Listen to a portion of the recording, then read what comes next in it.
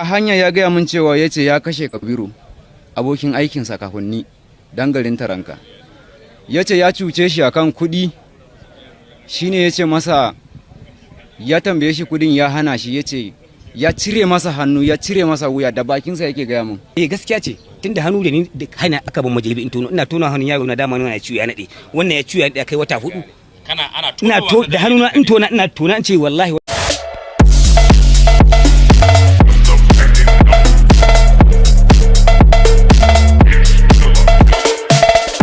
Masu kallo da sauraron mu na tabbata wasu daga cikin ku da suke bibiyan shafin yanar gizo musamman na Facebook akwai wani hoto da yake yawo wadda ake zargin wani mutumi da aka same shi wadda ake zarginsa da kisa da kuma cin naman wasu mutane. To a halin yanzu ga mu a headquarter na 'yan sanda na jihar Bauchi yadda aka yi nasarar damƙe shi wannan wanda ake zargi, aka kuma ji ta bakinsa duk da dai cewar an yi ta samun tataburta da shi ana ja da shi yadda ya ki amincewa da wannan zargi da ake wato laifi da ake zarginsa da shi. Wasu makusantansa ga waɗannan yaran da aka kashe sun tabbatar da cewa wannan laifi da ake zarginsa da shi shine ya aikata, kuma wani daga cikin abokansa ma ya tabbatar da haka. Haka zalika kakakin rundunar 'yan sanda na jihar Bauchi SP Ahmad Wakili shi ma ya tabbatar da aukuwan wannan laifi. Amma yanzu za mu ji ta bakin shi wannan wanda ake zargi kamar yadda muka tattauna da shi da kuma sauran makusantansa game da shi kakakin rundunar 'yan sanda na jihar Bauchi. Ku saurare mu a shakalun lafiya. Lokacin da muna wanka mu biyu da wani ana ce masa Ibrahim abokin aikina, muna wanka sai muka ga abu a kan leda, sai muka ce masa, sai ya ce mini wancan menene, sai na ce masa ya bari ya karaso ko ma menene zai zo, sai na ce masa in ɗauko shi, ya ce min da muka ɗauko shi muka kawo shi bakin ruwa muna ware shi sai muka ga hannu na mutum, sai na ce masa Ibrahim mu toni rami mu binne wannan abu kada ma wani ma ya ji. To ana rade da idan ka kashe matasa guda biyu wanda ka je ka tona kabari ka fita ka tona kabari ka binne su ga shi kana kokarin karyata magana, kuma ga nan iyayen yaran da ka kashe kuma ga su nan suna ba da shaidan akan cewa kai kashe 'ya'yansu. To me zaka ce akan wannan tuhuman da ake maka? Yalla bai, ina neman alfarmar wannan dimishin mai albarka ya tabbatar da cewar wannan abun ni na aikata, ko kuma su kawo hujjarsu da cewar ni ne na aikata wannan abu. Ni dai kwamfamin mun samu ruwa ya kawo hannun mutum. To me kake da wannan jini da yake hannunka?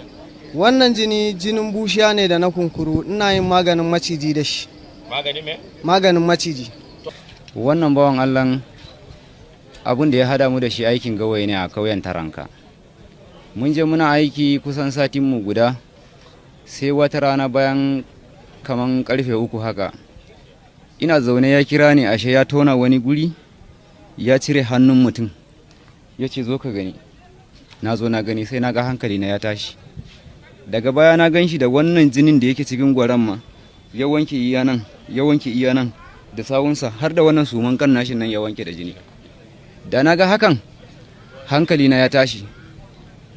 Ya dauki adda, gashi nan wannan addan, ni ma yana da gatari, sai na dauki gatari na, ban tsaya kusa da shi ba. A haka dai muka taho da shi gari, sai na fara gaya Mustapha Fesma, na ce ga wannan ana ce masa mai dada shi wannan din, ga abin da mai dada amma a hanya ya gaya min cewa ya ce ya kashe Kabiru abokin aikinsa kafin ni dangarin taranka. Ya ce ya cuce shi akan kuɗi, shine ya ce masa ya tambaye shi kuɗin ya hana shi, ya ce ya cire masa hannu ya cire masa wuya da bakinsa yake gaya min. Sannan kuma akwai wani Sani Bado dan Fulani kauyen Alagarno, ya ce shi ma ya sace masa kuɗinsa naira 21,000, shine daren da ya saci kuɗin nashin a daren ya kashe shi, haka shi ma yake fada min. Ai shi Malam Ibrahim ya rage masa saboda mutum da ya kiɗima, dan Malam Ibrahim na bada labarin akwai wata tukunya sai da daga ta ce sai da cika ta da naman Kabiru, mantawa yi kuma sakamakon a kiɗime ki shi wannan bawan Allah. Yadda aka yi na gane ɗana dama wannan yatsan ya yi ciwo ya naɗe, wannan ya yi ciwo ya lankwashe, ya kai wata 4 a cikin gidanmu, magani iya da gurgudu mai sai Allah ba shi lafiya. To ya za a yi ba zan gane ba tunda ba iyagun aka sare aka jefar ba.